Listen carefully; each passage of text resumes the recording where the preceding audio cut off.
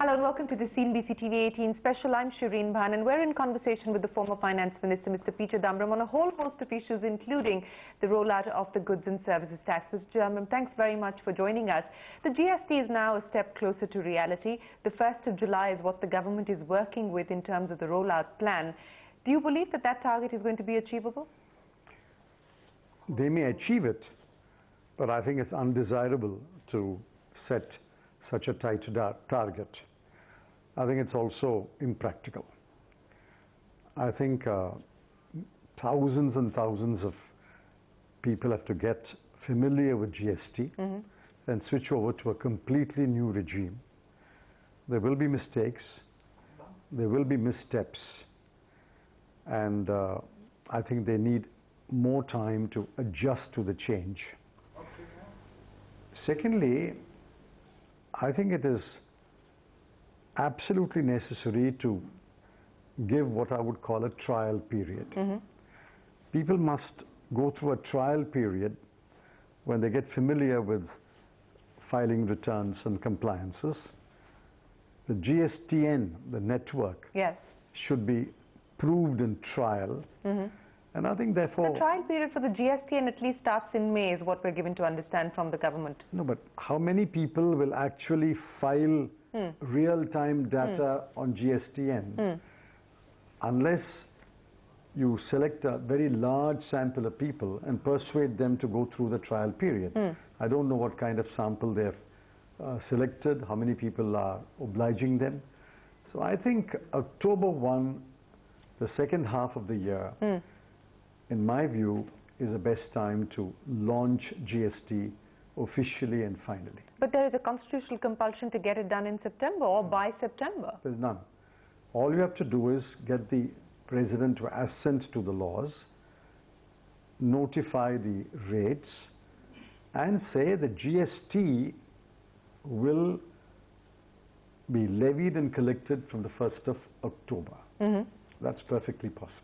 So it's as simple as that, you believe? Because the government has said that, we need to get it done before the middle of September because that is the constitutional compulsion. We need to get the act assented and a notification made.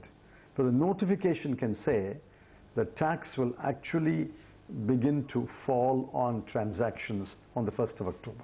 Okay. If the government chooses to do that or not, we don't know. Some state finance ministers have said that they would like the GST to roll out perhaps on the 1st of September versus the 1st of July, which is the timetable that the government is currently working with. But let me ask you about the law in itself. The Congress chose not to move any amendments because the former Prime Minister, Mr. Manmohan Singh, apparently advised you not to do so. Jairam Ramesh said he would have liked to move some amendments. What would you have liked to move, if anything at all? If there was only one amendment proposed by my colleague, Mr. Jairam Ramesh, and we advised him not to move it because that would perhaps lead to unraveling the whole compact that has been arrived at in the GST Council. He wanted to interpose Parliament between the GST Council's recommendation and the government's notification. We pointed out that if that was done in the central GST law, the state legislatures would also want to do it as far as the state GST law is concerned. And if 29 states interpose their legislatures between the recommendation and the notification, and down the line, if one or two states legislatures do not approve the recommendation, the whole thing will unravel. Therefore, Merit pointed to our direction where we agree to this arrangement where there is the principle of shared sovereignty. Each legislature and parliament cedes sovereignty to the GST Council, and the GST Council's recommendations are accepted as a decision of parliament and the state legislatures. I think that is the correct approach. There is no other amendment. There was no other amendment and you decided not to move this one. But, on the issue of the GST, and I know that the Congress believes that the GST was the Congress's idea and it wasn't it? Yeah, I'm not saying it wasn't. And it was because states like Gujarat held back that you couldn't go through with the GST. I remember several times over in several of our interviews you've said that the BJP and specifically The now Finance Minister told you that he didn't have the appetite for further reforms and they chose not to support you on the GST. But do you believe that if you had put your mind on the issue of compensation, which is what seems to have convinced states to come on board with this idea of shared or pooled sovereignty, that perhaps the GST could have been a reality under the UPA? No. Look at the record. I had offered compensation. In fact, I had offered full compensation for 3 years. Compensation was not the sticking point. There were other minor issues. The biggest obstruction was the unwillingness of Gujarat, Madhya Pradesh, and later Tamil Nadu to agree to the very concept of a GST. They are still active players. Mr. Raghav Ji of Madhya Pradesh and Mr. Saurabh Patel of Gujarat are there. Why don't you ask them? Go through the minutes and look at what they said. It's all recorded. So both of them clearly were under instructions from their respective chief ministers not to agree to the idea for GST. Then Tamil Nadu joined the bandwagon, and the chief minister of Tamil Nadu, Ms. Jayalalitha, instructed her minister not to agree to a GST. Well, you know, that's water under the bridge now, and the GST, whether it's 1st of July, September or October, is going to meet its date with India. But on the structure of the GST, and of course the Congress was trying very hard that the rate be capped and included in the law at 18%.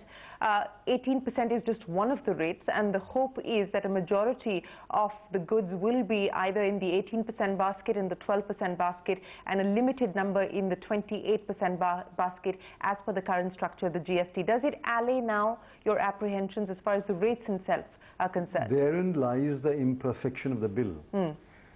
This is not a one rate, one tax, one nation bill.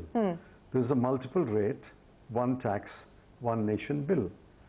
That's why we said you must cap the rate at 18 and eventually converge all other rates to 18. The government's argument is that the reason why we need different tax rates is because you cannot, what is currently in the 5%, if that were to move to 18%, or what is 12% were to move to 18%, A, there would be an inflationary impact, and B, the burden on consumers would have been far too much, as well as the incidence of tax itself on the Indian people. But that's the price you pay for a change to a new regime.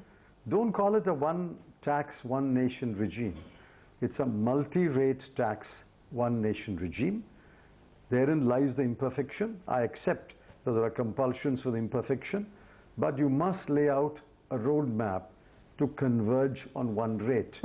Unless we move to one rate, it is not a GST. Let's get that clear. And I think it was a mistake to have 4 rates. In fact, it is 6 rates. 0, 5, 12, 18, 28, and 40. Yeah. There was no compulsion to have 6 rates. The chief economic advisor had reported, and I had supported it, that there must be a modal rate, a standard rate, and a standard minus rate, and a standard plus rate.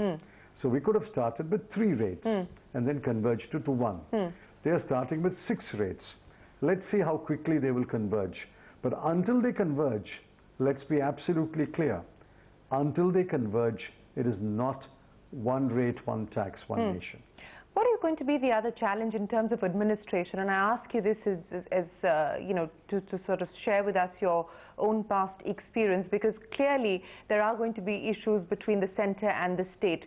Cross-empowerment has been a big controversial issue which now stands resolved. But again, the mechanism of how this 50-50 is going to be split between the centre and the state in terms of assessees, and you know, who is the state going to assess and who is the centre going to assess, that mechanism has yet to be worked out. But what would your prescription be? There are plenty of issues they have not yet worked out, which is one of the reasons why I say you should not rush through the implementation. Plenty of issues. For example, the turnover. If my turnover is 1.5 crore this year, I'll be assessed by the centre, or 90% of the SSCs will come under the centre. If my turnover falls below 1.5 crore, what happens? You go to the state. And then after 2-3 years, my turnover once again goes above 1.5 crore. They have not sorted that out. Likewise, which are the 90% SSCs that the centre will assess and which are the 10% the states will assess? Below 1.5 crore, which are the 50% or other way around, which are the 50% that the states will assess and which are the 50% the center will assess. Will they pick and choose? Will there be a random selection? I don't know. All these have not been worked out. And then the GST Constitution Amendment Bill said the GST Council will be the dispute resolution body for disputes between state and state and state and center. Now, suppose a dispute arises within the first few days of implementing GST on the 1st of July. Where is the dispute resolution body? Where are the rules for dispute resolution? There are many other issues. I can flag a number of issues. How do you make a compoundable offence also a non-bailable offence? The accused is produced before a magistrate. What should the magistrate do? Compound and let him go, or refuse him bail and send him to jail? There's an issue about definition of taxable turnover. If you look at the definition closely, the plain language says exempt supplies, that is exempt goods and exempt services, will also be included to calculate taxable turnover. These may appear to be technical issues, but administering the Act is administering a technical matter. Every single issue must be resolved. I'm not saying it can be done to the last detail, but at least these major issues which we have flagged, I have flagged it in several interviews, it was flagged in Parliament, these major issues must be addressed. There must be an absolute consensus on these issues before we actually implement GST.